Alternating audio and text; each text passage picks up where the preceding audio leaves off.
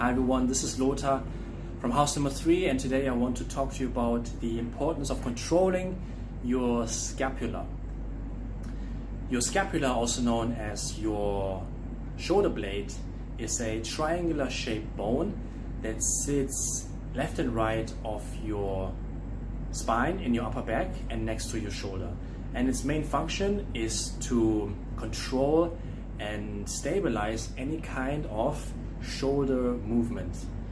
So for us as a fitness athlete, the position of the shoulder blade is very important whenever we do push and pull movements, because it will heavily determine which muscles I'm gonna target while I'm doing these motions. For these exercises, there are two motions or dynamics that are very important to understand. And I'm talking about retraction and protraction. So retraction means that I bring my shoulders all the way back and my shoulder blades all the way together. The opposite is a protraction, where my shoulders are moving forward, causing my shoulder blades to move apart. So depending on the position of my shoulder blade, it determines what kind of muscle I would include into the motion.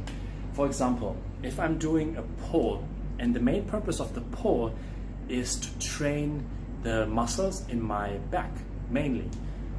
If I pull and I don't retract my shoulder blades and bring my shoulder blades together, keep them forward, I pull mainly from my arm and from my back, and I take from my arm and my shoulder, and I take my back out of the equation. Okay, so shoulder blades forward and keeping them there while I'm pulling is not coming from my back.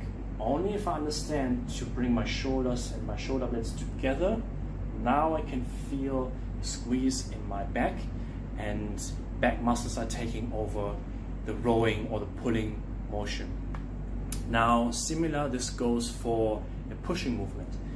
When you lie down on your back and you do a bench press, for example, pinning down your shoulder blades to the floor and keeping them there while pressing all the way up, make sure that you stabilize your shoulder and put them into a safe and strong position to press the weight or the resistance all the way up.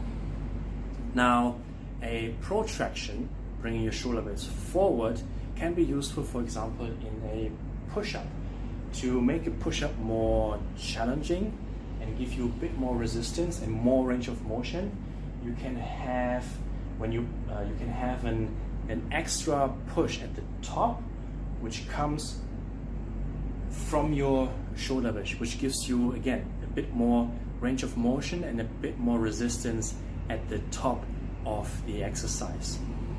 Now, these are just a few examples where the shoulder blade is very important. So what you can do to learn how to control your shoulder blade is simply moving your arms to the front, and then try to only move from your shoulder blades back, retraction, and then all the way forward, protraction. Now, it is very important to isolate this movement, and by isolating meaning I am making sure that I'm not shrugging my shoulder up, not elevate my shoulder while I'm moving forward and back. This is something I'm seeing more and more many times with people doing push and pull movements, is that the pull, while they're pulling, the shoulders are moving up as well. So you don't want your neck muscles to kick in a row. So you want to keep your shoulders down and really isolate the shoulder blades only.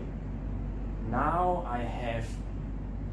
I can target my back muscles in a proper and direct way, and this makes the whole exercise very efficient. I hope this was helpful, and I'll see you in the next video.